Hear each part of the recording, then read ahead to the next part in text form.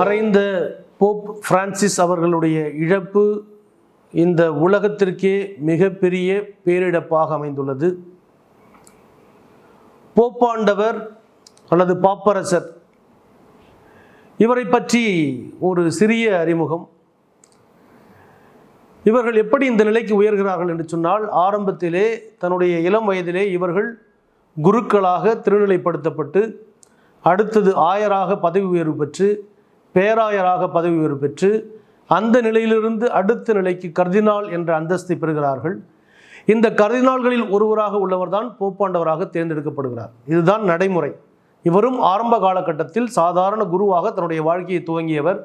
இறைவனுடைய அருளால் மிக சிறப்பாக இந்த நிலைக்கு வந்து உலகமெங்கும் உள்ள 140 கோடி கத்தோலிக்க கிறிஸ்தவ மக்கள் அனைவருக்கும் ஒரே தலைவராக மிக சிறப்பாக இந்த திருச்சபையை வழிநடத்தி வந்தவர். இவருடைய சமுதாய கருத்துக்கள், ஆன்மீக சிந்தனைகள், இயற்கை ஆர்வம், இவை அனைத்தும் மிகவும் ஒரு நல்ல மாற்றத்தை இந்த உலகத்தில் ஏற்படுத்தியது. உலக நாடுகளுடைய அமைதிக்காக பாடுபட்ட மிக பெரிய அரும்பெரும் தலைவர். அன்பு, அமைதி, சமாதானம் இவை மட்டுமே வாழ்க்கை முறையாக இருக்க வேண்டும். ஒருவர் ஒருவரை மன்னிக்க வேண்டும், அன்பு செய்ய வேண்டும்.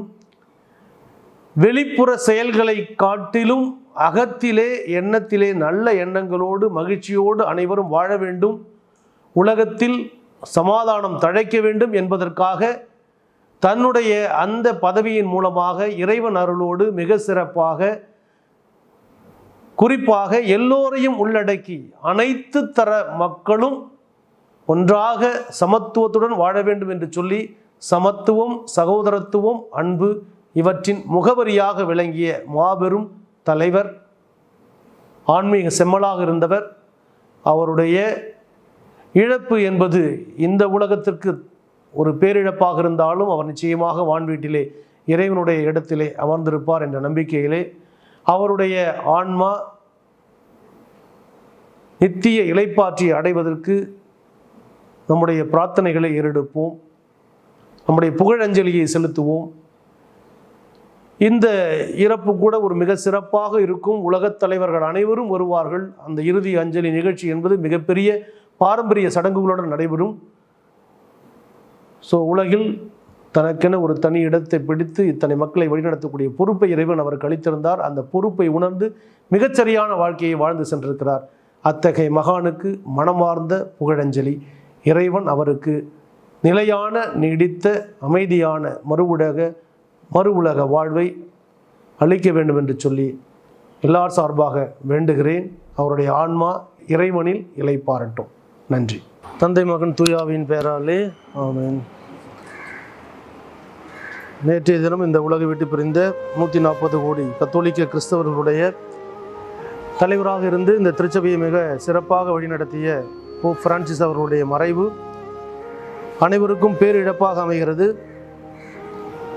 ஒரு புரட்சியாளராக அனைத்து மக்களையும் அரவணைத்து செல்லுகின்ற நல்ல ஒரு தலைவராக, அன்பு, அமைதி, பக்தி இவற்றின் வழியாக தன்னுடைய வாழ்நாளில் உலகில் உள்ள அத்துணை பேருக்கும் நல்வழியை காண்பித்து போதித்து மிக சிறப்பாக தன்னுடைய வாழ்க்கையை வாழ்ந்தார். அவருடைய ஆன்மா இறைவனில் நிலைப்பார நம் பள்ளியின் சார்பாக சிறப்பாக இந்த அஞ்சலி நிகழ்ச்சியிலே பங்கேற்கிறோம். மனிதர்கள் தங்களுடைய வாழ்க்கையில் ஒருவர் மற்றவருக்கு செய்யக்கூடிய மிகப்பெரிய உதவி இருக்கும் போதும் இறக்கும் போதும் ஜெப உதவிதான். ஒருவர் மற்றவருக்காக ஜெபிக்கின்ற பொழுது இறைவன் நம்முடைய வேண்டுதலை கேட்கிறார். மறைந்த இந்த பெரிய ஆன்மீக தலைவர் அவர்களுக்கு நம்முடைய புகழஞ்சலியை செலுத்துவோம்.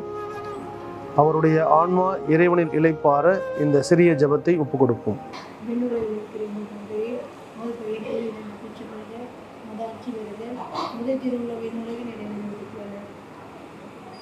பொன்னுலகிலும் நிறைவேறும்.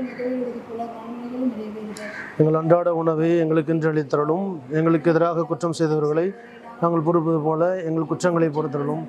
எங்களுக்கு சோதனைகளோடு அதையும் தீவிரிடமிருந்து எங்களை விடுவித்தருளும். ஆமென்.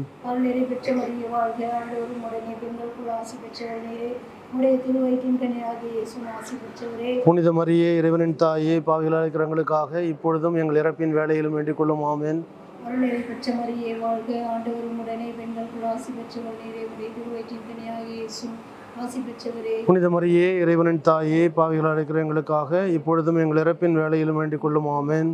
அருள்நிறை பெற்ற மரியே வாழ்க, ஆண்டவர் உம்முடனே, பெண்களுக்குள் ஆசி பெற்றவர் நீரே. உடைய திருவயிற்றின் கனியாகிய இயேசுவும் ஆசி பெற்றவரே. புனித மரியே, இறைவனின் தாயே, பாவிகளாக இருக்கிற எங்களுக்காக இப்பொழுதும் எங்கள் இறப்பின் வேளையிலும் வேண்டிக் கொள்ளும். ஆமென். தந்தைக்கும் மகனுக்கும் தூய ஆவியாருக்கும் மாற்றமே உண்டாவதாக. போல நித்திய இறைப்பாற்றிய ஆண்டவருக்கு அளித்தருளும் ஆண்டவரே. முடிவில்லாத ஒளி என்றென்றும் அவர் மேல் ஒளிர்வதாக. நித்திய இறைப்பாற்றிய ஆண்டவருக்கு அளித்தருளும் ஆண்டவரே. முடிவில்லாத ஒளி என்றென்றும் அவர் மேல் ஒளிர்வதாக. நித்திய இறைப்பாற்றிய அவருக்கு மேல் ஒளித்தருளும் ஆண்டவரே. முடிவில்லாத ஒளி என்றென்றும் அவர் மேல் ஒளிர்வதாக. ஆமென். தந்தை மகன் தூயாவின் பெயராலே ஆமென்.